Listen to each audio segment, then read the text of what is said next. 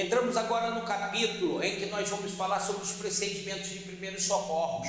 Procedimentos esses onde nós vamos aplicar algumas técnicas a serem utilizadas. Técnicas essas de identificar a pulsação de uma vítima, técnica de fazer uma imobilização de uma fratura, técnica de fazer um procedimento adequado numa queimadura, uma hemorragia, como conter uma hemorragia, fazer a RCP, que é a reanimação cardiopulmonar. Todos esses procedimentos vão ser ditados agora através desse capítulo.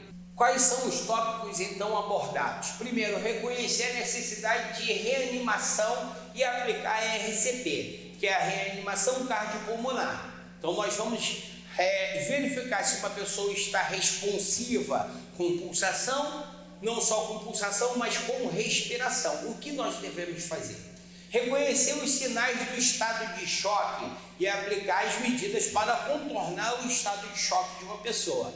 O estado de choque pode acometer de várias maneiras. Primeiro, pode ser por perda de fluido do corpo, o principal fluido sanguíneo. Então a pessoa está tendo uma hemorragia, pode estar entrando em estado de choque. Pode ser um estado de choque emocional também. Então nós vamos identificar e saber o que fazer. Aplicar os procedimentos para conter a hemorragia, principalmente quando a pessoa está chocando. Então nós temos que conter o quanto antes essa hemorragia, para que essa pessoa não venha a óbito.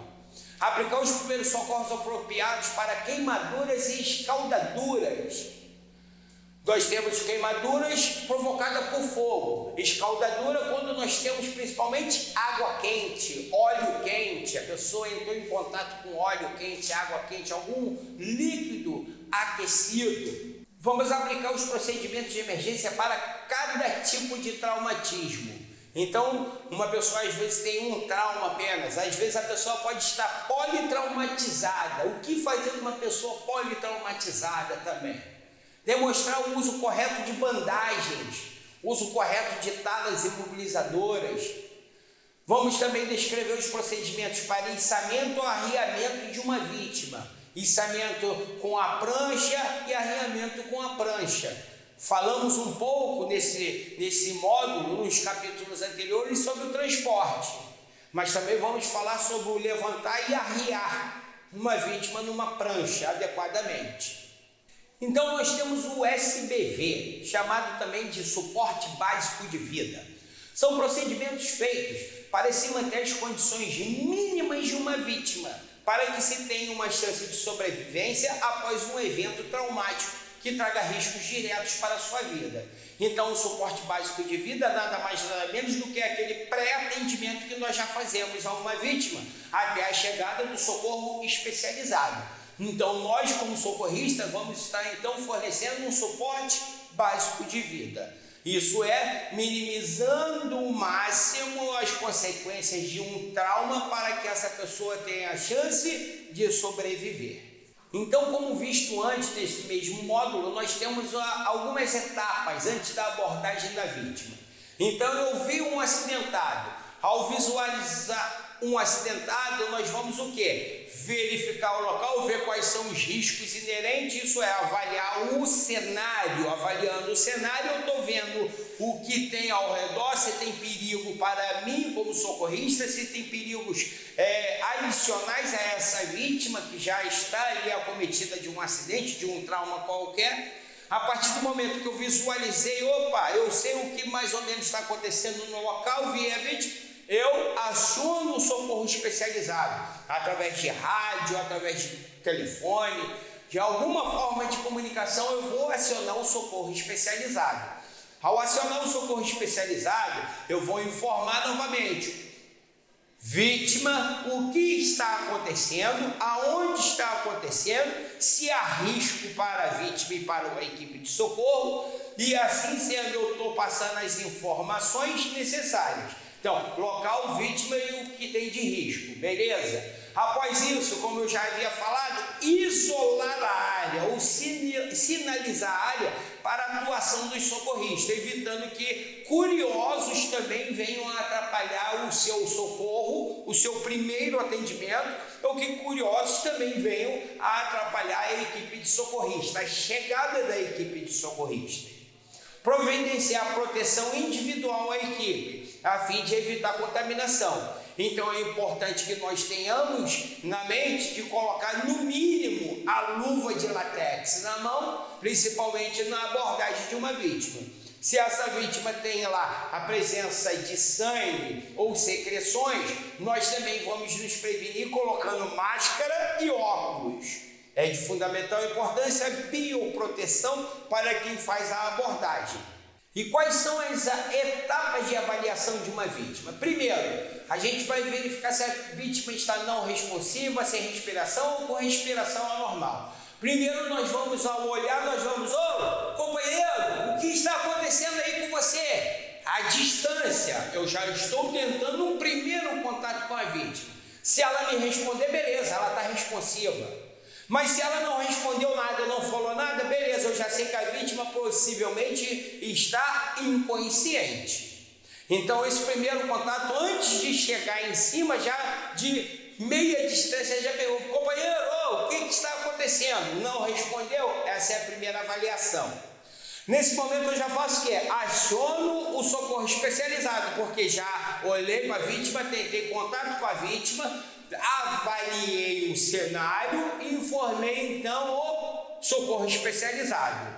Se a vítima não está responsiva, eu tenho que aproximar, fazer a aproximação total para ver o que está acontecendo. Nesse momento, então, eu vou verificar pulsação. Pode ser a pulsação carotídea ou a pulsação radial. São os dois pontos em que a gente verifica a pulsação. Lembrando, jamais verifique a pulsação com o polegar. Sempre verifique com o dedo indicador e o dedo médio. Então, na radial, acompanhe aqui o polegar. Do lado aqui nós temos aqui uma veia, que é a veia radial, onde nós vamos pressionar e sentir a pulsação. Carotídea, eu tenho aqui a ponta da orelha, logo abaixo da orelha nós temos aquela curvatura do maxilar. Abaixo dessa curvatura a gente pressiona o dedo indicativo e o médio é onde eu posso verificar a pulsação carotídea. Não tendo pulsação e eu verificando o tórax também, o tórax não tem a movimentação, lembra do que eu falei na respiração? Quando a pessoa puxar o ar, o tórax ele se expande. Quando ela joga o ar para fora, o tórax ele retrai. Então, se ela não tem a movimentação do tórax, isso indica que ela também não está respirando. Não tem pulso, não está respirando. Beleza. Então nós vamos fazer o quê? Nós temos dois passos. Pegar o desfibrilador ou iniciar uma RCP, que é a reanimação cardiopulmonar.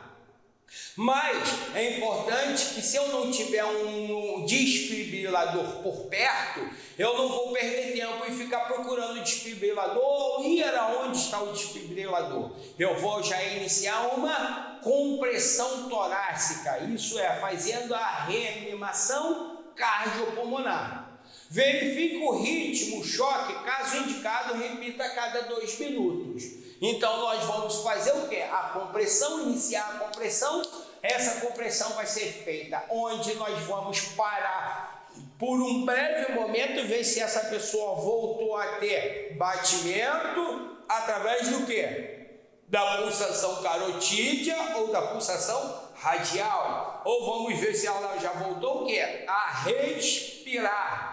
Então nós vamos, não tendo resposta respiratória e não tendo resposta da respiração, resposta do coração, isso é de batimento, nós vamos o quê? Continuar com a RCP, que é a reanimação cardiopulmonar. Continuar o quê? Fazendo as compressões nessa vítima, porque nós já avisamos o socorro especializado, informamos que a vítima estava inconsciente, porque naquele momento que eu abordei, cheguei, companheiro, não está respondendo, eu já informei, a vítima é inconsciente.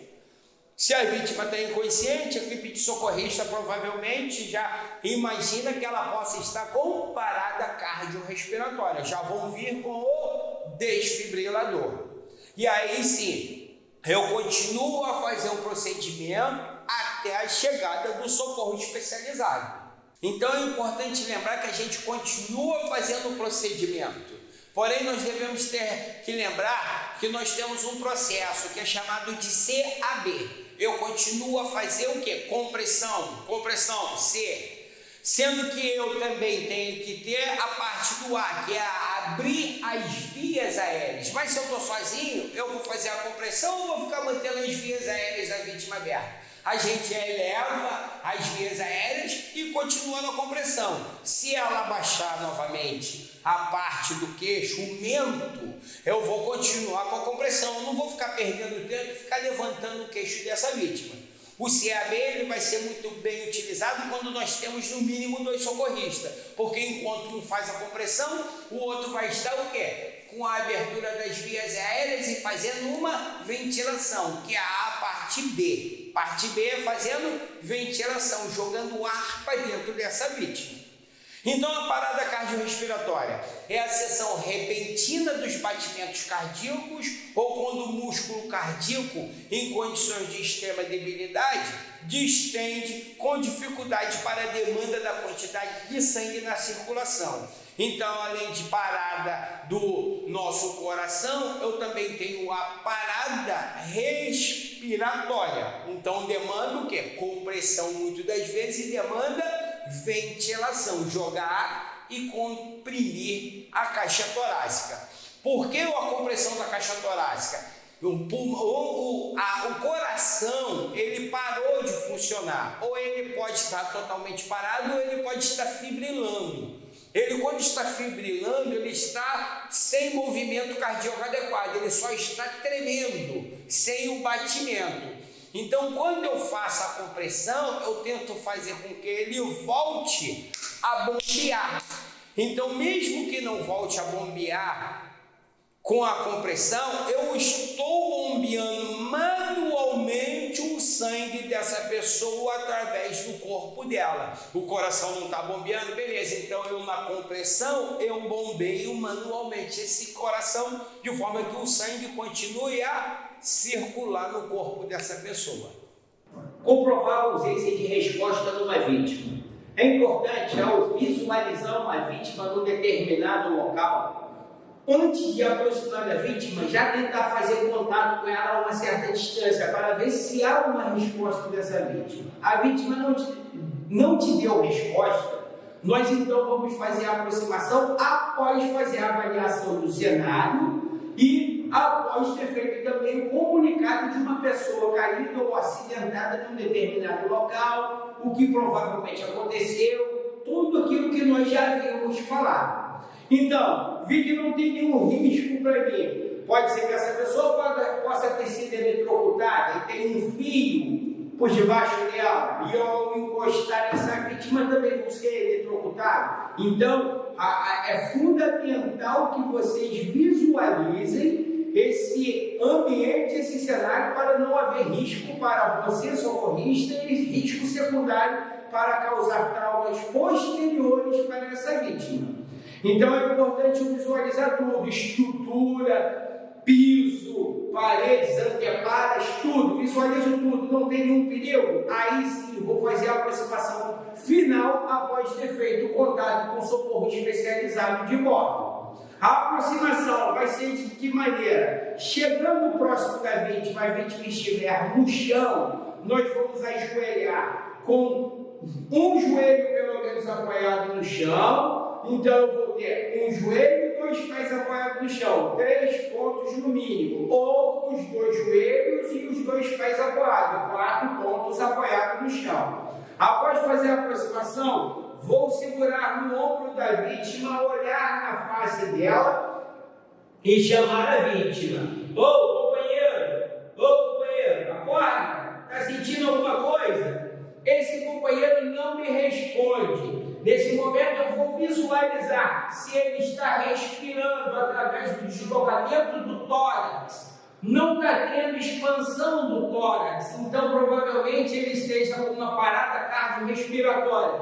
Confirmar através da pulsação carotídea isenta. Opa, já me deu um sinal. Vou também na pulsação radial, que é aquela que fica no braço. Verifiquei, pulsação radial também isenta, não está presente. Essa vítima, então, ela está com uma parada cardiorrespiratória. Eu posso determinar que ela está em óbito? Não, eu não sou médico, eu sou aquela primeira pessoa que chegou e viu o acidentado, viu a pessoa ali daquela maneira.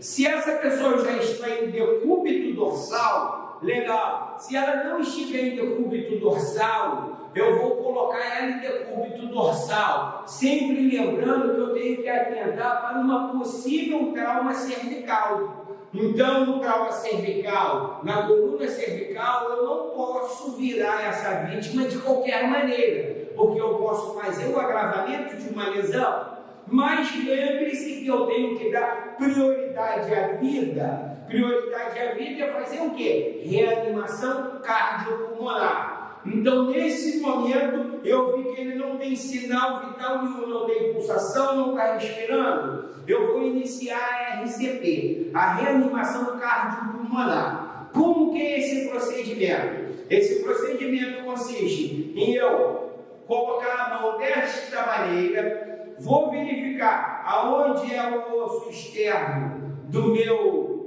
da minha vítima, e aí sim, na altura mediana dos mamilos dessa vítima, a altura mediana dos mamilos, vou apoiar no osso externo a minha mão um pouco, ligeiramente para o lado esquerdo.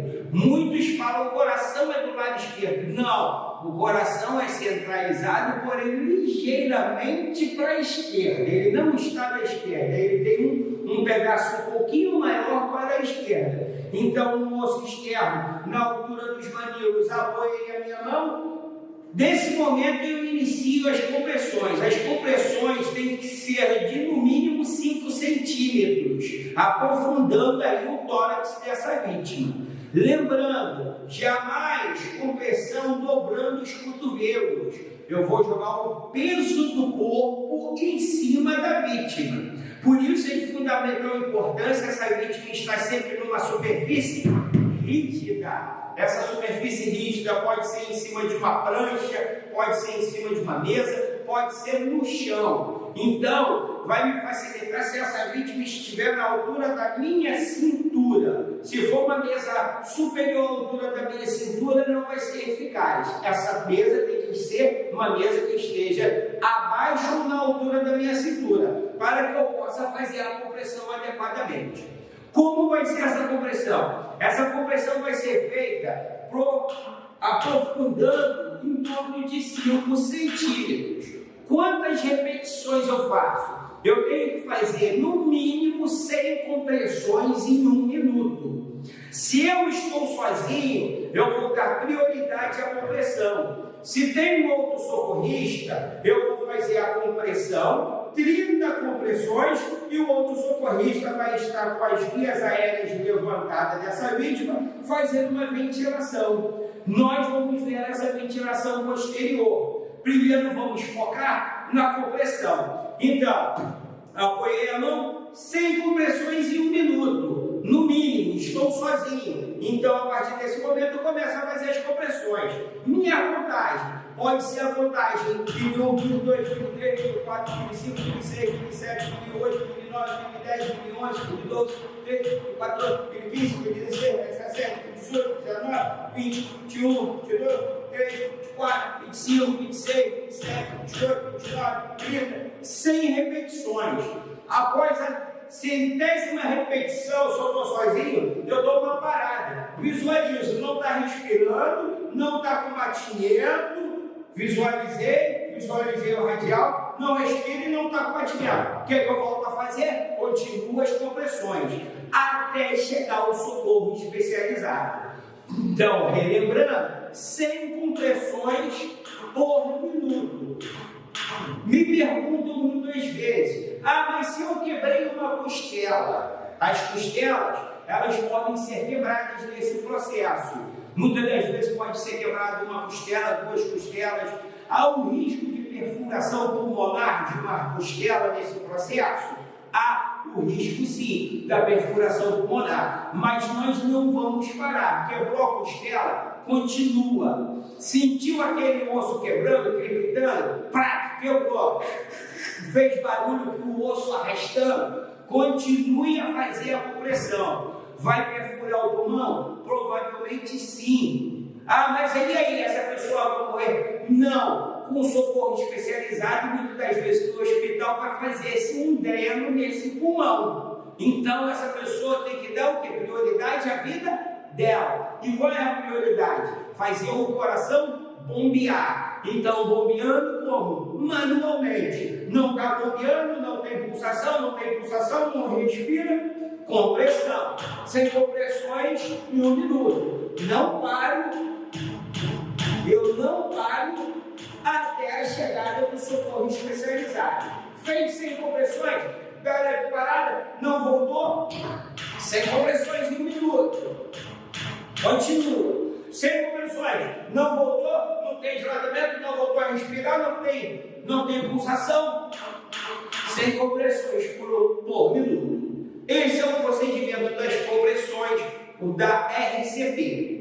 Então, relembrando, sem compressões no ritmo de 1 minuto. Socorristas leigos sem treinamento em reanimação cardiopulmonar deverão aplicar somente as compressões torácicas. Então, como eu falei, eu estou sozinho, eu só vou fazer compressão torácica. Ah, mas eu sou bem treinado, eu posso fazer a compressão e a ventilação ao mesmo tempo? Pode, mas a prioridade é compressão, fazer o coração bombear o sangue não pode parar de circular. Esse é o objetivo. Socorristas treinados em RCP iniciarão o quanto antes as compressões torácicas e mantendo uma relação de 30 compressões por 2 ventilações. Então é interessante lembrar o seguinte: eu estou sozinho, eu dou prioridade à compressão. Ah, mas eu sou bem treinado, beleza, eu tenho um equipamento de ventilação adequada. Eu tenho aqui um equipamento de ventilação adequada, chamado de AMBU. Eu posso utilizar o AMBU, fazer a compressão, ventilar, compressão, ventilar, compressão, ventilar. Qual é a proporção? 30 compressões, 2 ventilações. 30 compressões, 2 ventilações. Então, como que vai ser esse processo? Sempre lembrar que eu inicio na compressão. Então, iniciei na compressão, são 30 compressões. Não tem resposta carotídea, braquial e nem respiração. O tórax não está expandido. Comecei a... 1, 2, 3, 4, 5, 6, 7, 8, 9, 10, 11, 12, 13, 14, 15, 17, 18, 19, 21, 22, 23, 24, 25, 26, 27, 28, 29, 30. Após isso, imediatamente, ventilação. É importante lembrar, se eu colocar dessa maneira e ventilar 2 vezes, o ar não vai entrar. É importante que vocês elevem as vias respiratórias da vítima. Elevei as vias respiratórias. Elevação do mento, elevação do queixo. Uma vez elevado, aí se mantém a mão na testa para manter a elevação. 1, 2 compressões. 30 compressões novamente. Fez as 30, novamente. Levantou o mento, 2 ventilações. Voltei. Esse processo até que a vítima volte a ter batimento e respiração ou até a chegada do socorro especializado. Isso para quem tem treinamento. Quem não tem treinamento específico, quem só fez o básico, prioridade somente a compressão. Sem compressões em 1 minuto. Sem, verificou nada? Sem compressões em 1 minuto. Se tem treinamento, 30 compressões, 2 ventilações. 30 compressões, 2 ventilações. Ok? Lembrando o seguinte, eu ao abordar uma vítima, eu tenho que lembrar sempre da minha biossegurança. Fiz esse vídeo com a vítima, agora sem as luvas de látex. Mas vamos supor que essa vítima tivesse algum sangue, alguma secreção, ou porventura se ela fosse uma vítima de afogamento, e quando ela voltasse, ela regurgitasse no meu rosto. Então é importante não só calçar as luvas em todo o procedimento de primeiros socorros, como também, muitas das vezes, é importante estar com máscara e óculos de proteção biológica, porque agora sim, se essa vítima vier a regurgitar ou jogar algo, esse algo não vai respingar nos meus olhos nem nas minhas bocas, e se porventura eu tiver qualquer lesão na minha mão, um arranhão que seja, eu também não vou ser contaminado por essa secreção ou por esse sangue.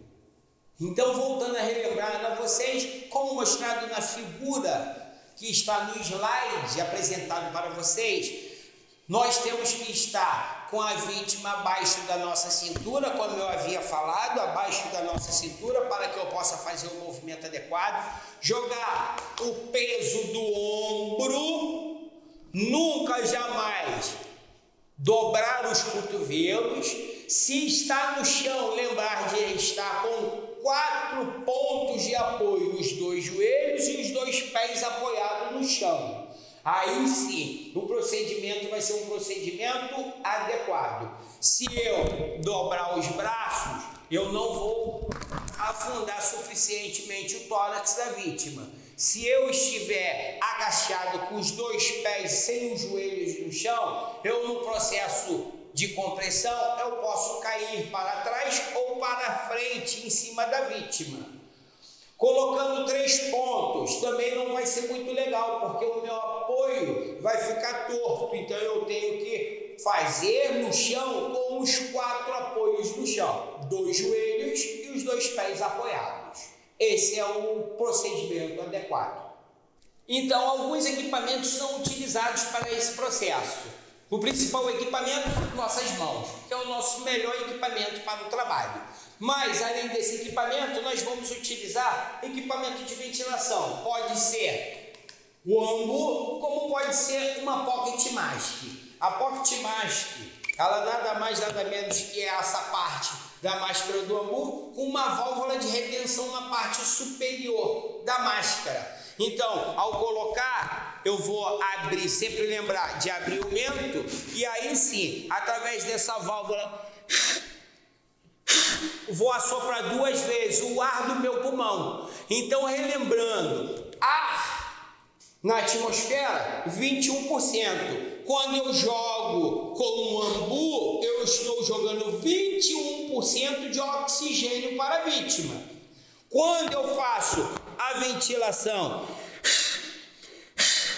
através do meu sopro, eu estou mandando 16% de oxigênio para a vítima. Então é importante lembrar que com o ambu a ventilação é melhor, mais eficaz. Por quê? 21% de oxigênio. Quando eu assopro, além de ser menor o quantitativo de oxigênio, que são 16%, eu também estou demandando para essa vítima CO2 residual da minha respiração. Mas demanda proceder a vida da vítima. Então eu tenho que dar prioridade à vítima em vida. Eu não tenho o ambu, eu só tenho a pocket mask, então vou utilizar a pocket mask. Vou assoprar 2 vezes, ok. Lembrando que essa pocket mask, ela na parte superior, ela tem uma válvula de retenção, um diafragmazinha de retenção. Por que esse diafragma? Se a vítima jogar sangue ou alguma secreção através da boca para a máscara, no que eu assopro, essa secreção, esse sangue não vai vir de encontro à minha boca, devido a esse diafragma, essa retenção que tem na pocket mask. Então é um equipamento altamente seguro, biologicamente também. O estado de choque é o quadro clínico que resulta da incapacidade do sistema cardiovascular de prover circulação suficiente para os órgãos. A chegada do sangue rico em oxigênio aos órgãos é denominado de perfusão. Então, o estado de choque ele pode ser ocasionado de algumas maneiras, como, por exemplo, as hemorragias ou fraturas graves. as hemorragias por causa da perda muito grande de sangue. Então, como tem perda de sangue, tem perda de oxigenação nos órgãos e nos tecidos. Por si só, também temos aí as células do corpo não sendo oxigenadas adequadamente. As fraturas graves, quando há uma fratura grave, é a perda sanguínea também. Então, devido a essa perda sanguínea por uma fratura grave, vamos ter aí a falta de oxigenação adequada aos órgãos, ao sistema, e assim as células não são alimentadas adequadamente. Pode acontecer por queimaduras graves também. As queimaduras graves, elas desidratam totalmente uma pessoa. Então é importante lembrar que as queimaduras têm os seus cuidados, que nós vamos ver mais adiante. Pode ser por esmagamentos ou amputações, devido à perda de sangue também. Então é bom lembrar que para eu visualizar se a pessoa está tendo uma boa circulação no seu corpo, a gente pode fazer uma técnica chamada de perfusão capilar. E o que é a perfusão capilar? Se eu observar que uma pessoa tem aí um comprometimento na sua circulação, devido a uma hemorragia ou algum outro fator, eu vou vir na extremidade da ponta do dedo dessa pessoa, apertar bem. Uma vez apertando bem, ela fica esbranquiçada, mas logo, rapidamente, o sangue volta e ela fica na cor normal, fica vermelhinha. Mas se eu apertar e essa ponta do dedo no que eu aperto ficou esbranquiçada e demora a retornar o sangue, eu sei que a circulação dessa pessoa está comprometida, porque a perfusão capilar não foi adequada. Então a gente pode saber através de uma perfusão capilar, saber se tem ou não uma hemorragia. É uma das coisas que nós visualizamos. Além de outros fatores, como poderemos dizer a sudorese, que é aquele suor frio, a pessoa pálida. Então temos outros sintomas que vai ser dito para vocês adiante desse nosso módulo. O estado de choque também não só vai ser dado através de perda de líquido do corpo, como sangue ou desidratação severa devido a queimaduras. Também pode ser a exposição prolongada ao frio ou calor extremo. Calor extremo, suor acentuado, isso também tem perda de líquido corporal, pode trazer aí o estado de choque. Também o frio, muitas das vezes quando está numa situação de muito frio, nós entramos em estado de hipotermia, que também pode entrar no estado de choque. Acidente por choque elétrico, ferimentos extensos ou graves, paradas cardiorrespiratórias, infecções graves, intoxicações alimentares ou envenenamento. Todos esses são os motivos que podem levar uma pessoa ao estado de choque. Podemos ter também, citando aí, o estado de choque emocional, uma pessoa que viu algo que traumatizou e a pessoa ficou totalmente paralisada, em estado de choque. Já o emocional não foi devido a um ferimento, não foi feito a perda de sangue, nem de líquido do corpo. Isso foi mais o que? Emocional, coisa da cabeça que a pessoa fica paralisada e está em estado de choque. Isso compromete também algumas funções do corpo, principalmente muitas das vezes compromete até a função respiratória, compromete funções cardíacas. Então também devemos ter um total cuidado nesse momento também, pessoas com estado de choque emocional. Quais são os sintomas? Então, os sintomas, além da sudorese, que é aquele suor frio, a pessoa suando, palidez, a pessoa está pálida, nós também vamos observar taquicardia, alteração no batimento cardíaco, pode ficar muito lento ou até muito acelerado. A taquipneia seria a respiração acelerada ou a respiração muito fraquinha. Nós temos também a cianose de extremidade, seria a pupila dos nossos olhos, ela pode estar alterada, porque quando nós colocamos uma lanterna na pupila, a pupila ela tende a fazer o fechamento. Num ambiente escuro, a pupila ela se abre mais para facilitar a nossa visualização no ambiente escuro. Quando o ambiente está mais claro, a nossa pupila ela tende a fechar. Então, muitos socorristas utilizam-se de lanternas para colocar a lanterna no olho de uma vítima. Isso é, para visualizar a pupila.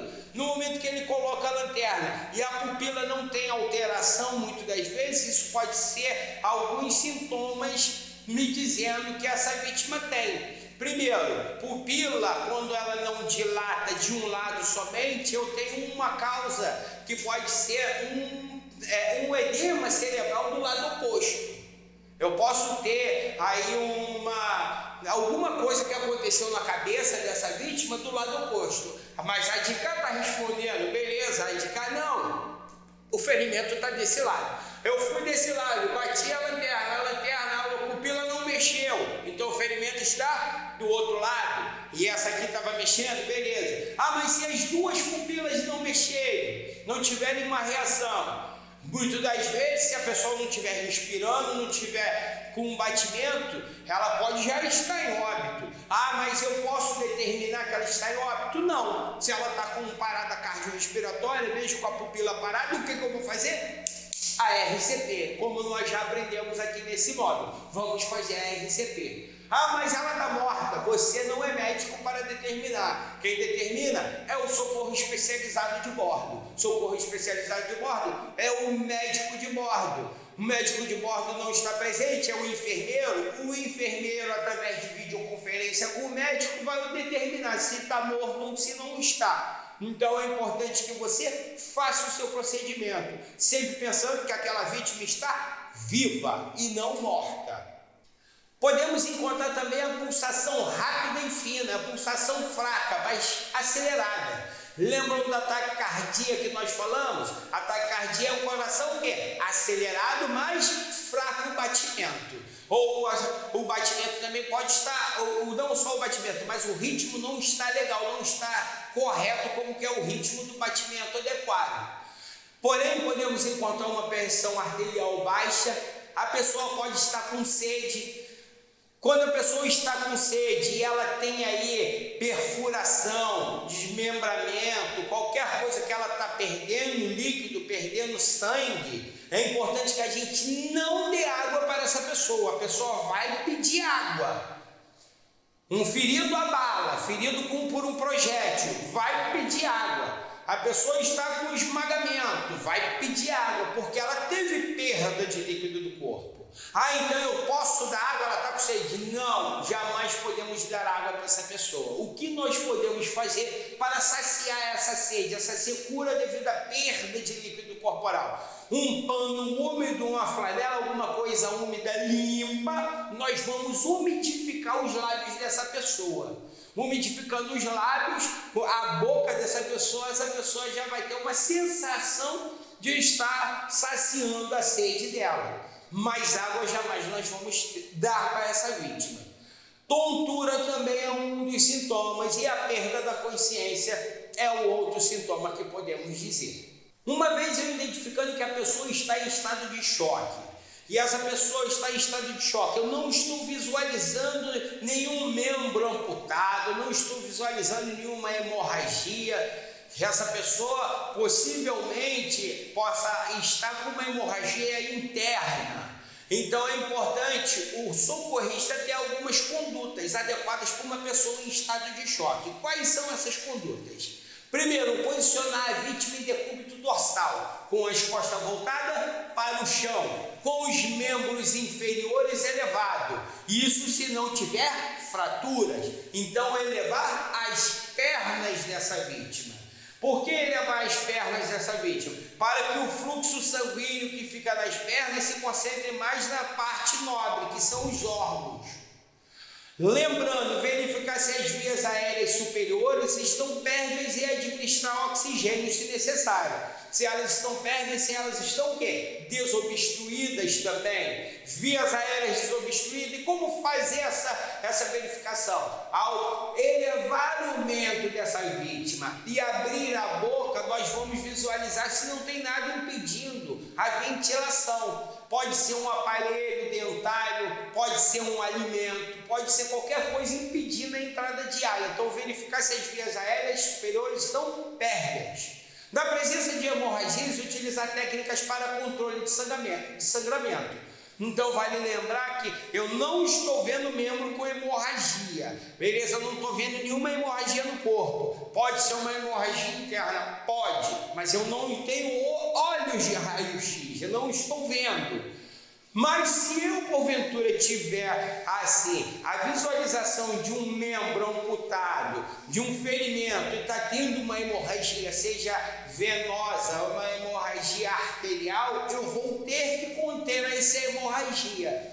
E como fazer a contenção dessa hemorragia? Nós já vamos ver isso nos próximos slides, a contenção de hemorragias. Porque as hemorragias elas podem ser capilares, venosas ou arteriais. Cada uma com sua característica e cada uma com não só a sua característica, com a sua técnica apropriada para contenção. O socorrista também deve atentar não só em não administrar líquidos, mas também em alimentos ou medicamentos. A água, ela vai sentir sede? Sim. Então só umidificar, molhar a boca da pessoa. Beleza, não estou dando água, estou molhando para tentar saciar essa sede. Alimento de forma alguma, medicamento de forma alguma. Reduzir a perda do calor corpóreo dessa pessoa, com o uso de cobertores ou manta térmica. A bordo nós temos nos kits de primeiros socorros a manta térmica, que é aquela manta aluminizada. Então eu vou colocar por sobre a vítima para evitar a perda de calor do corpo. Mas muitos perguntam, mas como que aquilo faz evitar a perda de calor do corpo se ela é fininha, como se fosse um plástico? É porque ela é aluminizada. O calor do corpo, quando sai, bate no alumínio e reflete novamente para o corpo. Então ela não sai dali, ele volta para o corpo aquele calor, então ele não tem a perda do calor do corpo. Se está descoberto, o calor do corpo está saindo e está se dissipando no ar. Então ali não, com a manta térmica, ela mantém o quê? O próprio calor do corpo, que bate e reflete para o corpo. Bate na manta, volta para o corpo, fica ali naquele processo. E fazer sempre uma reavaliação. A reavaliação da vítima tem que ser constante, até a chegada do socorro especializado. Hemorragia. A hemorragia é a perda de sangue devido à ruptura de vasos sanguíneos. A hemorragia ela pode ser capilar, venosa ou arterial. Cada uma com sua característica que nós já vamos ver. A hemorragia ela pode ser interna ou externa. A interna nós não vemos o fluxo de sangue saindo. Como nós podemos identificar? Através daquilo que nós já vimos. A pessoa está pálida, com sudorese, sede. A pessoa está sem a perfusão capilar. Finge lá a perfusão capilar, não tem retorno sanguíneo. Isso provavelmente é uma hemorragia interna. E as externas, nós estamos vendo o sangue saindo. Ah, mas como esse sangue está saindo? Esse sangue vai sair de forma com que é o tipo de hemorragia, se ela é capilar, venosa ou arterial, que nós já vamos ver isso aí. Sinais e sintomas da hemorragia interna, além da sudorese, da pele pálida, da perfusão, nós vamos encontrar pulsação fraca. Se eu verificar a pulsação radial, a carotídea, e ela está muito fraquinha, é um sinal de hemorragia interna. Pele fria e pegajosa, palidez intensa e sede. Esses são os sintomas que nós já havíamos descrito para vocês. E o que pode acontecer com uma pessoa com as hemorragias internas? Ela pode ter uma evolução no quadro. A evolução no quadro, ela pode começar com uma tontura, da tontura ter uma perda de consciência, ataque cardíaco e vir a ficar totalmente cianótica. A cianose de extremidade. O que é a cianose de extremidade? Totalmente pálida. E aí sim, essa pessoa ela pode vir, no decorrer da evolução, a óbito se não for feito nada de imediato. Na hemorragia interna não temos muito o que fazer, infelizmente, porque os procedimentos deverão ser feitos dentro de um centro cirúrgico. Então nós não somos capazes, não temos equipamentos a bordo suficientes para fazer isso, se bem que não somos nós que fazemos, são os médicos que vão fazer aí, e os médicos também a bordo também, muitas das vezes não vai ter os equipamentos apropriados para fazer a intervenção adequada. Então, quanto mais rápido ele remover essa pessoa para o hospital, melhor. Mas, porém, devemos manter a vítima em calma, manter a calma dela o máximo possível, porque ela não vai estar assim, agitada no que ela está agitada, ela tem um batimento um pouco mais acelerado, tem maior perda de sangue, então mantenha a vítima calma. Mantenha a vítima deitada, o mais imóvel possível, corpo em repouso, o menor batimento. Quanto menor batimento, a bomba bombeia menos sangue está saindo nessa hemorragia interna. E como eu havia falado, o mais breve possível levar ela para o hospital. Já as hemorragias externas, é que nós estamos vendo. As hemorragias externas, como eu já havia falado, ela pode ser capilar, venosa ou arterial. Então vamos lembrar, nosso sistema circulatório, nós temos aí veias, artérias e capilares. Capilares são essas pequenas veinhas que ficam bem próximas da nossa pele. Essas pequenas veias chamadas de capilares, quando há um rompimento nela, há um vazamento de sangue, mas é contido rapidamente. O próprio organismo faz a coagulação do local do sangue e rapidamente esse sangramento para. Aí é necessário fazer um tamponamento? Se tiver um pouquinho o fluxo maior, a gente vai fazer um tamponamento. Mas nós devemos nos preocupar em quais tipos de hemorragia? Na hemorragia venosa e principalmente na hemorragia arterial. A venosa são as veias. Então vamos supor, eu tenho a artéria principal que manda o maior fluxo de sangue. Da artéria tem a veia, da veia saem os capilares. Então o maior fluxo de sangue está na artéria, que manda sangue para a veia, que manda sangue, por sua vez, para os capilares. Relembrando, o sangue, quando ele sai do coração, ele vai diretamente para as artérias. Nesse momento, ele está saindo um sangue rico em oxigênio. Então, o sangue rico em oxigênio, ele tem uma cor vermelho vivo. E é o sangue que sai direto do coração. Bom, lembrando, se eu tenho uma hemorragia arterial, geralmente vai ser onde nós temos as principais artérias. A artéria braquial é aquela artéria que fica aqui logo abaixo da axila. A artéria radial é aquela artéria que passa aqui próximo, indo em direção ao dedão, ao dedo polegar. A artéria femoral, que é a artéria que fica próxima aqui da nossa femoral, da virilha. Além dessa artéria, nós temos a artéria pedial, a artéria carotídea. Então, são as artérias de grande calibre, artérias onde o sangue vem diretamente do coração, rico em oxigênio. Se eu tiver uma hemorragia externa nesse ponto, o que vai estar acontecendo? O sangue vai estar saindo esguichado, de acordo com a pulsação, de acordo com o batimento do coração. Cada vez que ele bombeia, ele vai estar espirrando sangue mesmo. O sangue vai estar numa cor vermelho viva, porque ele é rico em oxigênio, não tem nada de contaminante. Então, esse vermelho vivo. Como fazer a contenção? Nós temos várias técnicas que nós vamos apresentar. A hemorragia venosa. A hemorragia venosa é quando o sangue já sai do coração pelas artérias, vai para o pulmão, do pulmão aí sim vem para as veias. É o sangue que está retornando pelas veias. Então esse sangue ele já vem com CO2 junto.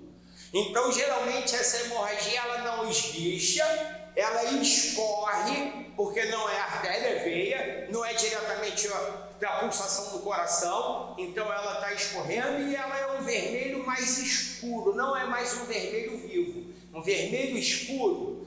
E aí sim, como fazer a contenção? Vamos ver mais adiante aí como que nós vamos fazer essa compressão também, a contenção dessa hemorragia. Bom, a hemorragia, ela pode ser arterial, venosa ou capilar, porém pode ser uma hemorragia onde eu tenho apenas uma laceração, um corte num determinado ponto, ou pode ser um desmembramento, perda do membro de uma pessoa. Geralmente com a perda do membro, nós vamos ter a hemorragia venosa e arterial ao mesmo tempo.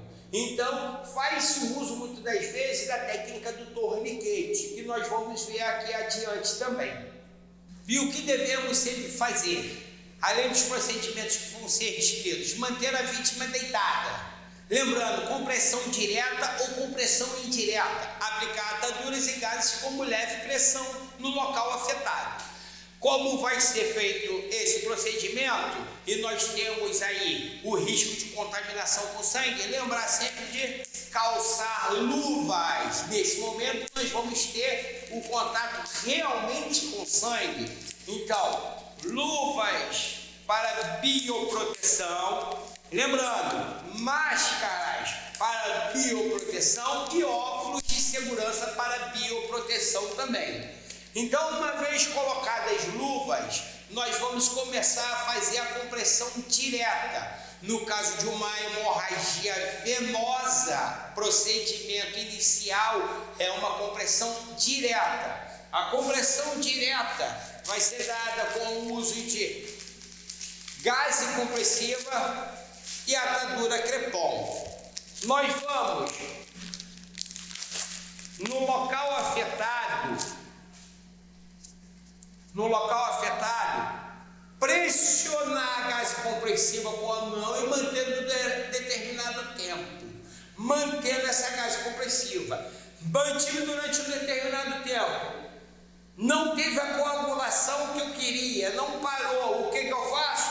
Pego mais um punhado de gase compressiva e jogo por cima desse que já estava. Mantém, não retira a gase, porque já estava fazendo uma coagulação no local, então não se retira aquela gase, joga mais gás compressiva por cima, manteve, beleza, uma vez mantendo, viu que diminuiu bem o fluxo sanguíneo, nós vamos entrar agora com a atadura Crepom. Lembrando, a atadura Crepom nós temos um modo adequado de colocação, então eu não vou colocar ela nesse sentido, eu vou colocar ela nesse sentido de forma a facilitar a colocação dela. Então, colocando e ajustando, colocando, ajustando e vai girando, ajustou, vai girando, ajustou, girou, chegou no final, o que eu vou fazer? Vou pegar essa extremidade e jogar por dentro. Então, uma vez gase compressiva com dele, atadura Crepom segurou a gase compressiva, mantive essa pessoa agora com o membro suspenso.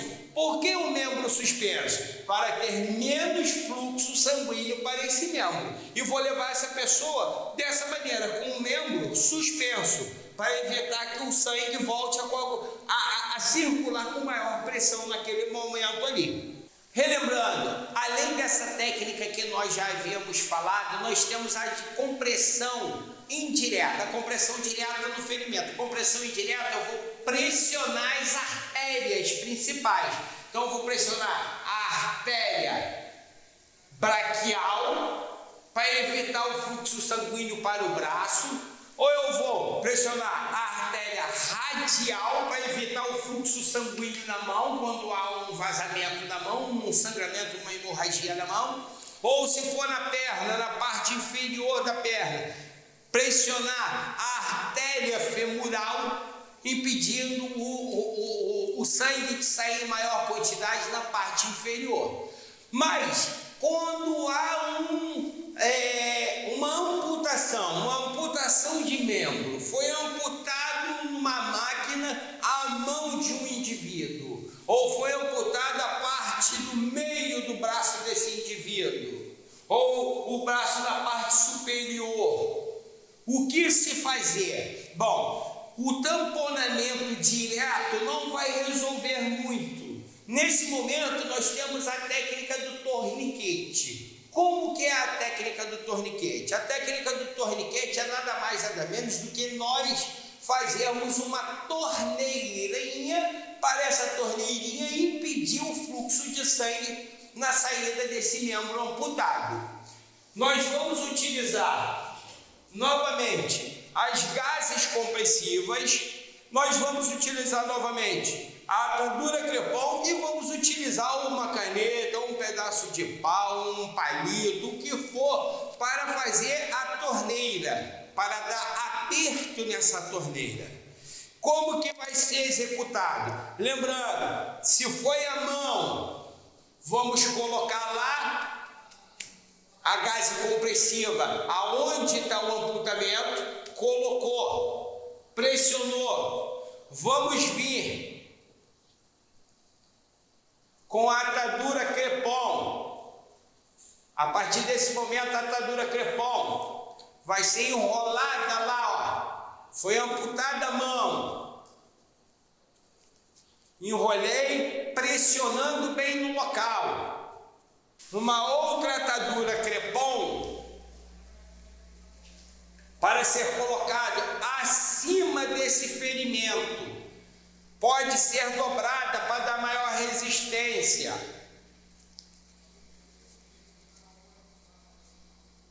Então, foi dado um nó primeiro, nó primário. Vou colocar a caneta, ou vou colocar um pedaço de ferro, ou um pedaço de palito, o que for. Dei outro nó. Agora sim, através desse palito, eu vou começar a girar esse palito ou essa caneta. Cada vez que eu aperto, ele vai fechando no ponto do meu braço, ó. Fechou. Quando fecha, eu travo com o resto e mantenho fechado durante um determinado tempo. Esse sistema de torniquete, ele de vez em quando ele tem que ser aliviado um pouco e retorno novamente a pressionar, a fechar a torneira. Qual é esse tempo? O tempo adequado é em torno de 3 minutos, 4 minutos no máximo. Então, tamponei, fechei a torneira, mantive.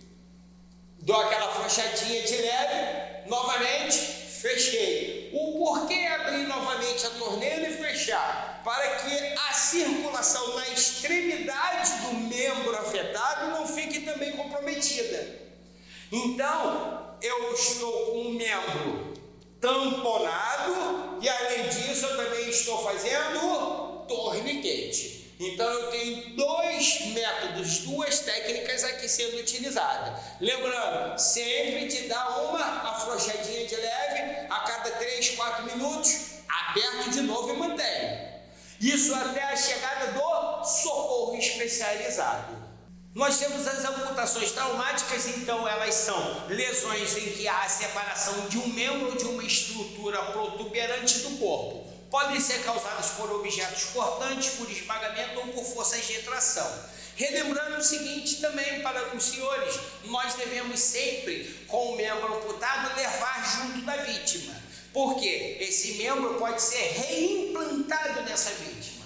Isso quando não há um esmagamento. Relembrando também isso, se não há um esmagamento, uma perda total daquele membro amputado, se ele está intacto, praticamente foi só um corte que arrancou aquele pedaço do corpo, então aquele membro ele vai ser levado junto com a vítima para tentar ser reimplantado no local. E como deve ser feito isso? Como deve ser levado junto ao hospital? Nós vamos colocar o membro amputado dentro de uma sacola plástica, bem fechada, e aí sim, essa sacola plástica vai dentro de um recipiente com gelo, um isopor. Ah, não temos isopor, bota dentro de uma panela com gelo, bota dentro de alguma coisa com gelo. Lembrando, não devemos colocar diretamente no gelo. Coloque dentro da sacola plástica e coloque no gelo.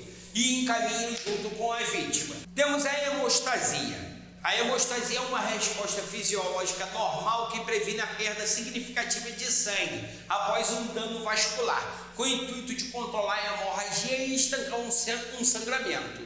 Então, o nosso corpo ele responde de forma até a hemostasia, que é o quê? O corpo respondendo vai evitar uma perda maior de sangue. Além disso, temos a coagulação. Como nós já havíamos falado, o local afetado ele vai entrar em processo de coagulação. O processo de coagulação é nada mais do que aquele ponto é tido como o início de uma regeneração ali.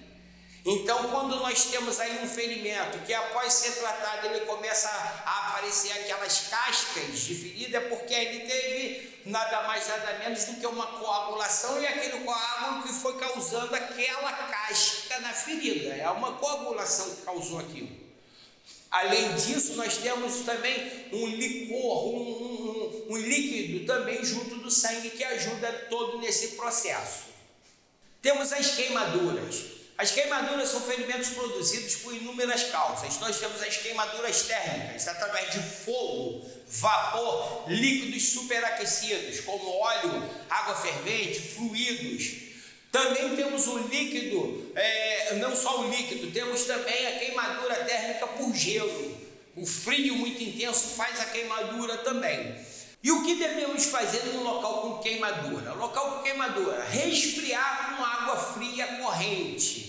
Água fria corrente o tempo todo. Nunca, jamais passar manteiga, unguento, qualquer receita da vovó. Não, nós devemos água fria corrente em cima daquela queimadura. Proteger a área com gás e pano limpo e seco ou manta aluminizada. Jamais colar band-aid, qualquer coisa que grude. Então, proteger a área com gás e pano limpo ou manta aluminizada. Elevar o membro afetado para evitar inchaços também. Se for o braço, elevar. Se for a perna, manter a pessoa com a perna elevada. Relembrando o seguinte, as queimaduras, jamais nós devemos estourar as bolhas, porque as queimaduras elas podem ser de primeiro, de segundo e de terceiro grau. As queimaduras de primeiro grau é aquela queimadura de sol que nós temos, que nós ficamos bem vermelhinhos, né? Aquela queimadura que a pessoa que não está acostumada com praia, fica lá torrando no sol e sai lá vermelho igual um camarão. Camarão frito, essa é a verdade. Então, nós temos aí a queimadura de primeiro grau. A queimadura de segundo grau é aquela queimadura que provoca bolhas.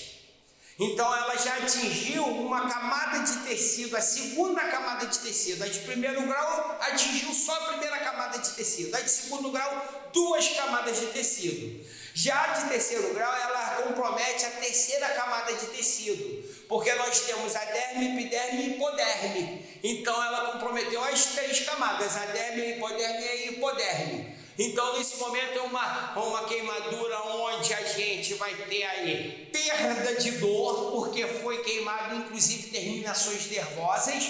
Já a queimadura de segundo grau tem muita dor, que é aquela bolha, você sente uma dor intensa. A queimadura de terceiro grau não, ela não tem dor. Mas qual é a apresentação dela? Vocês vão ver lá aquela queimadura profunda e as bordas amarronzadas.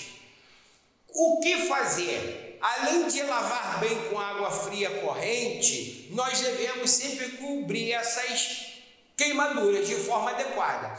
Uma das técnicas muito utilizada para cobrir queimaduras, não só não estourando as bolhas, tá? Relembrando isso, é o uso de plástico filme. O plástico filme ele não vai grudar na pele, então a gente enrola aquela queimadura com um plástico filme, onde está queimado, e encaminha para a assistência médica especializada. Porque quando chegar na assistência médica especializada, vai ser retirado o plástico filme e ele não vai comprometer a queimadura. Relembrando, com o plástico filme a gente também pode continuar o quê? Molhando aquilo ali, resfriando o tempo todo. Se houver roupa grudada nas partes queimadas, jamais retire a roupa grudada naquele local. Mantenha o quê? Molhado, molha bastante e encaminha essa pessoa com aquela área queimada, mesmo com roupa grudada, protegida, assim vai ser encaminhada para o hospital. Lembrar também de nunca colocar gelo. Muitas pessoas têm o costume de colocar gelo em cima de queimaduras. Não é adequado, porque o gelo ele vai fazer a vasoconstricção e diminuir a irrigação sanguínea no local. Isso aí dificultando a restauração do local queimado. Não aplicar produtos tais como pasta de dente, óleo, margarina, café, açúcar, água sanitária, vinagre. A receitinha da vovó. A receitinha da vovó não é adequada. Lembre-se disso. Então, é água corrente ou também soro. Jogar soro, manter soro em cima ali da queimadura. Esse é o procedimento. Proteger com plástico filme e encaminhar para o hospital. Queimaduras por gás, inalação ou vapores quentes. Há uma queimadura em que a gente tem que tomar muito cuidado com a vítima e proceder o mais rápido possível à remoção para o hospital.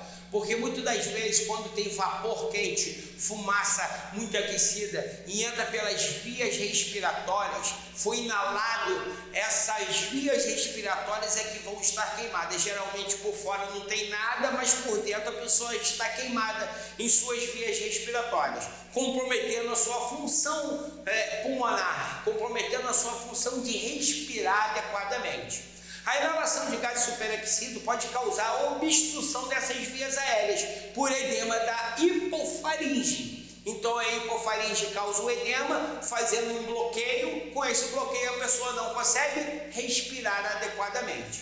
Quais são os sintomas e sinais? Queimaduras na face ou na boca. Se apresentar a pessoa com queimadura na face e na boca, provavelmente ela pode ter as vias respiratórias comprometidas também com queimadura. Chamuscamento de pelos faciais. Se a pessoa tiver com a sobrancelha, os cílios, barba chamuscado, com certeza essa pessoa possivelmente pode ter as vias respiratórias também comprometidas com queimaduras.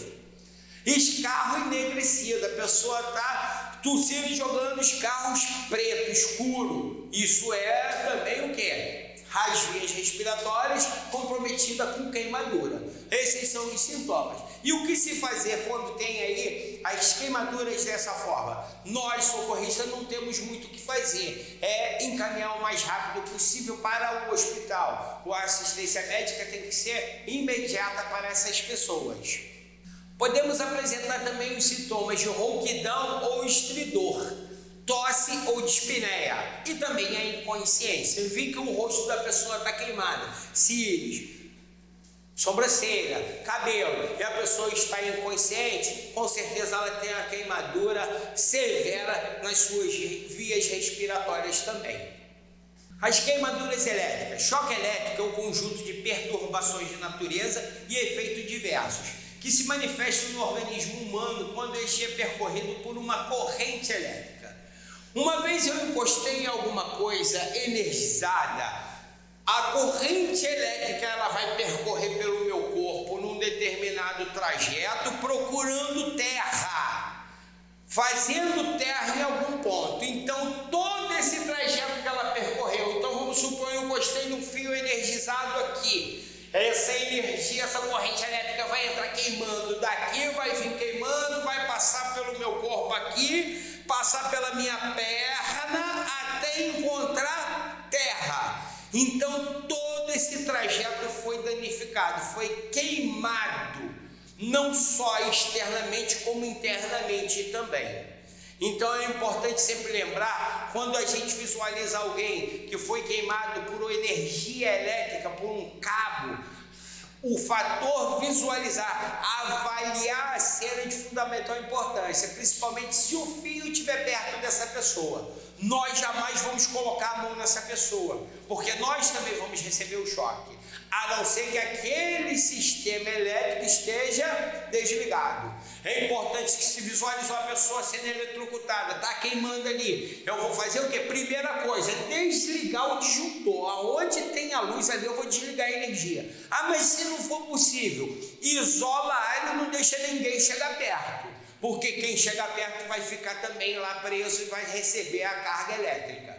Então é importante lembrar sempre disso. Visualize o cenário. A gente não sabe o que aconteceu. Tem uma pessoa caída, pode ter um fio escondido por debaixo dessa pessoa. Eu toquei na pessoa, eu tomei a descarga elétrica também. Então, queimaduras elétricas acontecem e elas acontecem no trajeto em que a corrente elétrica passou. As queimaduras elétricas, elas vão apresentar nos seus pontos de entrada e saída o maior ponto de queimadura, geralmente uma queimadura de terceiro grau, em que atingiu as 3 camadas de pele, a derme, hipoderme e epiderme.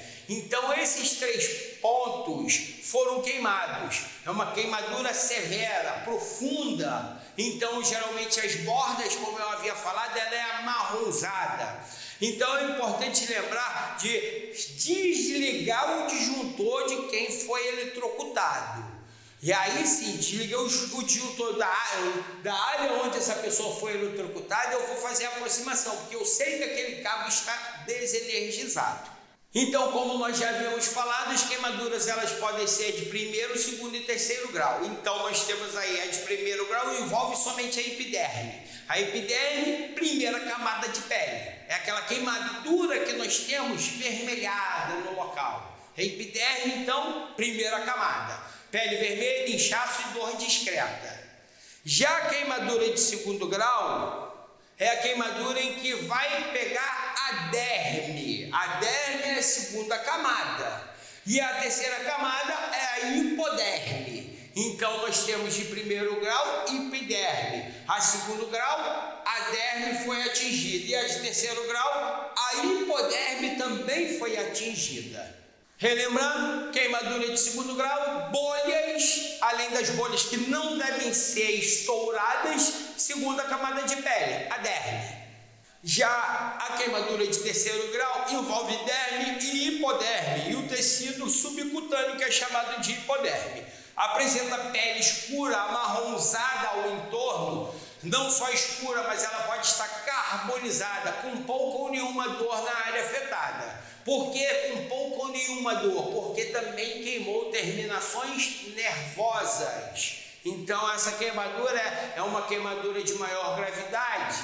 Pode ser considerado, sim, é uma queimadura onde pode ter maior risco de infecção? Sim, mas a gravidade maior se dá devido ao quantitativo de queimaduras no corpo de uma pessoa.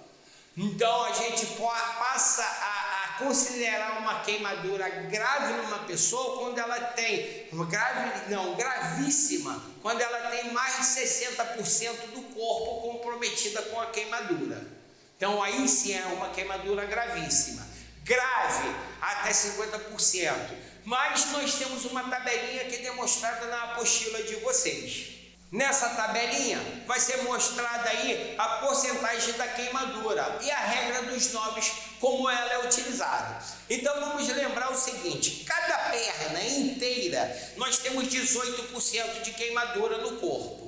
Então, se eu tenho as duas pernas queimadas, eu tenho aí um total de 36% do corpo queimado, as duas pernas completas. Nós temos aí o braço total, ele frente e costa corresponde a 9%, os dois braços 18% do corpo queimado. Então, se eu tenho os dois braços queimados 18% e eu tenho as duas pernas 36, 18 mais 36, eu tenho 54% do corpo queimado. A pessoa está com um estado grave de queimadura. A parte do tronco, nós temos aí parte frontal do peitoral até próxima à linha da cintura, nós temos 13%. Da linha da cintura até a virilha, nós temos 5%. A parte posterior do corpo também fica da mesma proporção. 13% da parte abaixo do pescoço até a linha das nádegas, acima das nádegas. A parte das nádegas, nós temos 2,5% para cada lado das nádegas, e assim a gente vai entendendo quantos por cento a pessoa tem de área queimada. O pescoço corresponde a apenas 1%. Então vamos agora qualificar como gravidade. A pessoa só está com a área do pescoço queimada, é apenas 1%. Opa, então não é grave. Não, vamos considerar agora mais um percentual, vamos considerar o local a estar queimado, porque se o pescoço está queimado, pode ter comprometido o quê? A via respiratória. É só o rosto queimado, o rosto queimado é 3,5%. Então não é grave? Não, ela é grave, porque comprometeu também o quê? As vias respiratórias. Então as considerações também devem ser feitas desse modo. Lembrando que toda e qualquer queimadura faz com que a pessoa tenha perda de líquido. Então, lembrando que essa pessoa ela deve estar hidratada também. Mas essa hidratação vai ser feita no hospital. Lembrando que a gente não vai ficar dando água para essa pessoa. Essa pessoa vai ser encaminhada para o hospital e lá vai receber hidratação através de soro, para poder repor o que foi perdido do corpo dela. Temos as queimaduras também por produtos químicos. Quando há queimadura por produtos químicos, nós devemos sempre consultar a FISPIC. O que é a FISPIC? A FISPIC é a ficha de informação de segurança de produtos químicos, feitas pela ABQUIM, Associação Brasileira da Indústria Nacional Química. Então, essa ficha ela vai me dizer qual é o produto químico que essa pessoa estava utilizando e quais são as ações que devem ser feitas em relação ao acidente com aquele produto químico. Então, queimaduras nos olhos, não devemos perder tempo. Deitar a vítima levantando suavemente as pálpebras, banhar os olhos abundantemente com água pura por uns 30 minutos no mínimo. Lembrando que nós a bordo temos os lava-olhos. Então, eu colocar a pessoa quando teve um respingo de algum produto químico, nós temos que primeiro ler a FISPIC. Por quê? Esse produto às vezes pode reagir com água, então nós não podemos utilizar água. Lembrar sempre disso, a ficha de informação de produto químico que vai me dizer o que fazer. Ah, mas o produto não reage com água, beleza, vamos botar lá no lava-olhos. Colocou a pessoa lá, abriu o lava-olhos e deixa a água ali por pelo menos uns 30 minutos, até a chegada de um socorro especializado. Mas sempre lembrar que a ficha de segurança de produtos químicos é que vai me dizer quais são os procedimentos adequados com relação àquele produto que ocasionou o acidente. Traumatismo crânioencefálico. As lesões cranianas são potencialmente perigosas, acompanhadas ou não de inconsciência imediata. Para a recuperação e retorno satisfatório das funções normais, o tratamento apropriado é a etapa inicial básica, sobretudo se o paciente estiver inconsciente, vão ser de fundamental importância. Sinais possíveis de fratura craniana observados durante 48 horas da ocorrência do acidente devem ser feitos. Lembrando que as pessoas, quando há um traumatismo no crânio, geralmente a gente não pode deixar essa pessoa o quê? Dormir. Se essa pessoa apresentar náuseas e vômitos, isso aí pode ser uma lesão craniana grave. Então, socorro é imediato. Se eu observar que há realmente um afundamento, uma lesão no crânio dessa pessoa, uma fratura nesse crânio, então essa pessoa deve ser levada imediatamente ao hospital para que seja feito aí os procedimentos adequados, principalmente visualizando se ela não tem um coágulo no cérebro, porque quando há um coágulo no cérebro, há uma compressão do cérebro, e comprimindo o cérebro ele perde alguma das funções, podendo até levar a acidente vascular cerebral a essa pessoa. É de fundamental importância a urgência em levar para o hospital. O traumatismo craniano, como nós já havíamos falado, nós vamos detectar através da visualização, então, da pupila. Lembram-se da lanterna? Bati a lanterna, a pupila não movimentou, nós temos uma possível lesão do lado oposto. Se do outro lado também não movimentou, essa lesão pode estar na cabeça toda. Ah, de um lado movimentou e do outro não, sempre do lado oposto, lembrando isso. Traumatismo raquimedular. São ferimentos penetrantes como tiros, facadas que produzem lesão na medula espinhal, que ocorrem por penetração ou mesmo por compressão e às vezes combinada com hemorragia na medula. Deslocamento e fraturas de vértebras podem produzir contusões, lacerações e consequências geralmente é a invalidez permanente. Contusão é uma lesão traumática aguda sem corte decorrente de trauma direto ou de tecidos moles e que provoca dor e edema. Lembrando que a contusão, se não comprometer o movimento de membros, não precisa ser imobilizada. Se uma contusão comprometer o movimento, nós vamos ter que fazer a imobilização desse membro afetado. Rasgamento muscular ou rompimento muscular, ruptura muscular, propriamente dita, das fibras musculares com lesão transversal ao corpo muscular. É quando o músculo ele se rompe. Muitas das vezes também, comprometendo o movimento, nós vamos fazer uma imobilização e encaminhar um serviço médico especializado. Entorses é a perda transitória de contato entre duas extremidades ósseas, podendo causar distensões dos ligamentos. A entorse pode ser causada por movimentos exagerados ou em falso. Podemos citar como, por exemplo, chutar uma bola de mau jeito, pisar em falso. e etc. A entorse é mais comum nas articulações de tornozelo, joelho, punho e quadril, podendo acontecer também em ombros, quando há o deslocamento, e aí sim, faz-se a necessidade da imobilização para levar para o hospital. Como é essa imobilização? Mantendo o braço da pessoa desta maneira, vamos passar uma faixa prendendo o braço nesse sentido, e vamos passar uma faixa nesse sentido, fazendo um cruzamento. E assim mantém o braço da pessoa o tempo todo imobilizado. Então, amarrou no pulso, jogou por cima do ombro, trouxe aqui de novo no pulso. Então, vai manter o pulso nessa altura. Beleza? E agora, para manter o cotovelo colado, vou passar outra faixa, ou uma atadura crepom, e volta aqui para manter o braço colado no corpo. Dessa maneira, a pessoa vai ser levada ao hospital para que seja colocado novamente o ombro no lugar. Onde também podemos citar as luxações. As luxações também são consideradas a perda de contato entre duas extremidades ósseas, podendo ser causada por acidentes ou movimentos articulares muito violentos.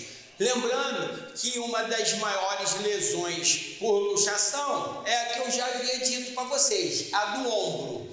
Então já ensinamos aí o procedimento adequado de imobilização do ombro. Também podem acontecer em cotovelo e dedos das mãos, mandíbulas e quadril da pessoa. As fraturas. Fraturas, ela pode ser aberta ou fechada. Aberta quando há aparência do osso para fora do tecido. Fechada quando nós não vamos observar o osso. Uma fratura é nada menos do que a interrupção da continuidade de um osso. Essas fraturas, então, elas podem ser uma fratura aberta ou fechada. E o que devemos fazer? Numa fratura fechada, nós só vamos fazer a imobilização, utilizando talas imobilizadoras. Na fratura aberta, exposta, como muitos dizem, nós primeiro vamos conter o sangramento e segundo fazer, então, a imobilização com talas imobilizadoras. A fratura fechada é facilmente identificada quando há uma massa localizada, dor, havendo deformidade no local. Já aberta, quando o osso atravessa a pele, estas são mais graves devido à sua maior perda sanguínea. E o que fazer? Então, numa fratura aberta, contém a hemorragia, como nós já aprendemos a conter a hemorragia. Segundo, nós vamos imobilizar. A imobilização vai ser feita através de talas imobilizadoras. Temos uma tala aqui para imobilizar a perna. É importante lembrar que eu necessito de 2 socorristas. Um para segurar a perna na altura do tornozelo e na altura da articulação do joelho, fazendo então a elevação para que o segundo socorrista entre com a tala. Uma vez colocando a tala, vai ser fechado os velcros e essa perna está imobilizada por essa tala. No caso de uma fratura no braço, então nós temos aqui um socorrista vai segurar na articulação do pulso e do cotovelo, elevando esse membro. Nesse momento, o outro socorrista vai vir e vai colocar a tala. Colocou a tala, nós vamos fechar com o velcro, imobilizando aquele braço fraturado. Existem variados tipos de talas, então cada um para o seu tipo de fratura. No nosso treinamento prático, vocês vão visualizar quais são as talas e como utilizá-las de forma adequada. As fraturas de membros superiores e inferiores usa-se tala para fazer imobilização.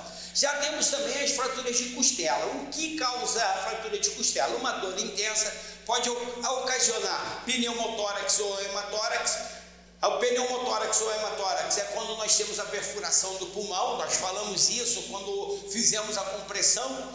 Nós também podemos ter isoladas elas uma costela apenas ou múltiplas, várias costelas fraturadas.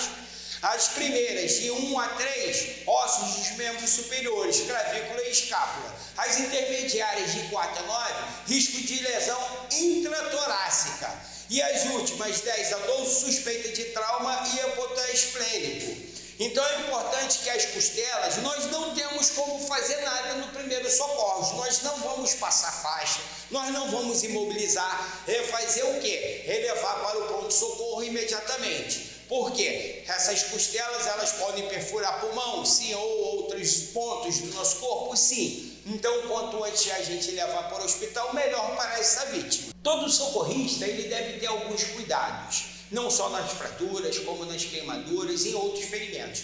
Mas nós temos alguns ferimentos que o cuidado é maior. Por exemplo, objetos que transfixaram a vítima, perfurantes, uma faca, uma barra de ferro ou o que seja. Lembrar, jamais retire aquele objeto do local, porque aquele objeto está tamponando veias e artérias. No momento que eu retiro, destamponou, e aí a hemorragia começa a ser mais severa. Então, uma vez tamponando, beleza, não retire.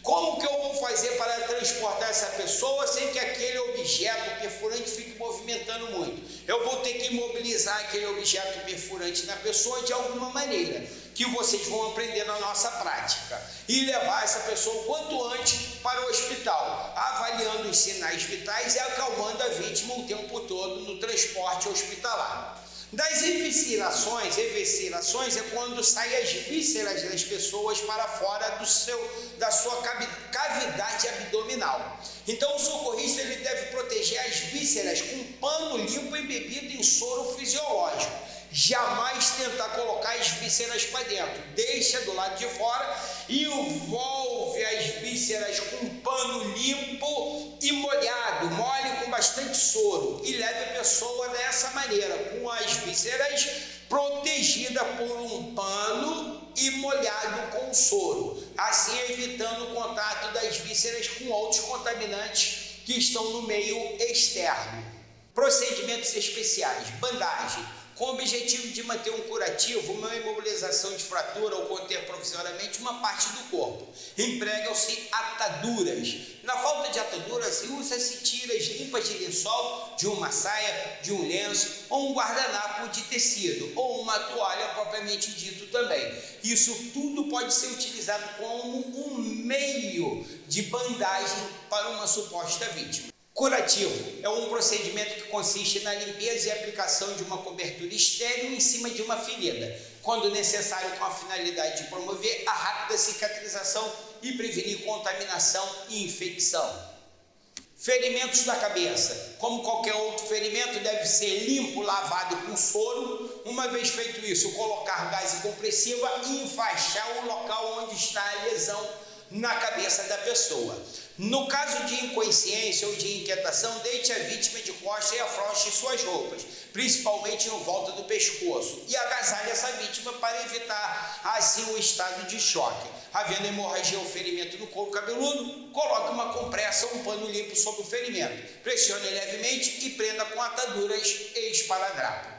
Ferimento no nariz, na boca ou no ouvido. Se houver um sangramento através do nariz, boca ou ouvido, vire a cabeça da vítima para o lado que está sangrando, para que esse fluxo saia de dentro da cabeça. Não coloque de forma a manter esse fluxo sanguíneo na cabeça. Eu preciso colocar a cabeça de lado para retirar esse fluxo. Se escoar pelo ouvido um líquido límpido, incolor, deixe sair naturalmente, virando a cabeça de lado. Isso é um sinal muito grave de uma lesão na cabeça da pessoa. Então deixe sair esse líquido. Sangramento, deixe sair. Não tampone qualquer ponto de nariz, ouvido, deixa sair o sangramento. É o único momento que nós não vamos conter a hemorragia.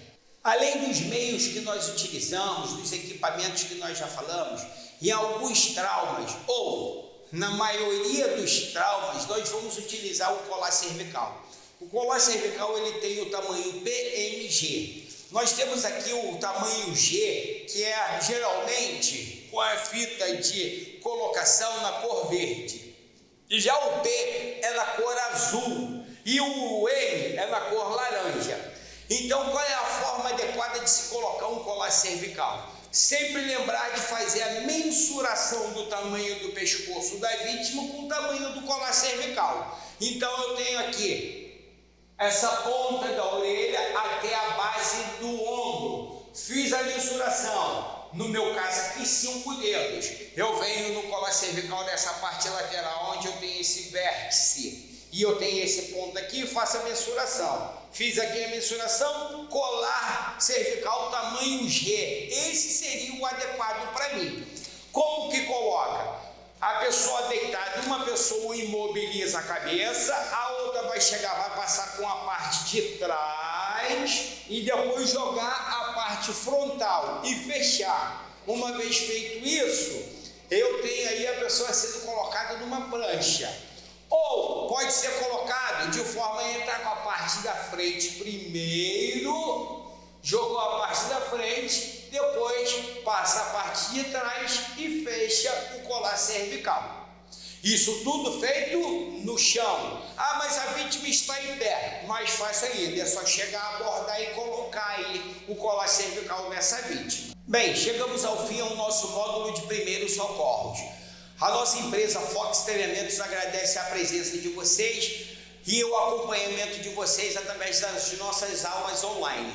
Mais uma vez aguardamos vocês no nosso centro de treinamento para os treinamentos práticos. Obrigado mais uma vez em nome da Fox Treinamento.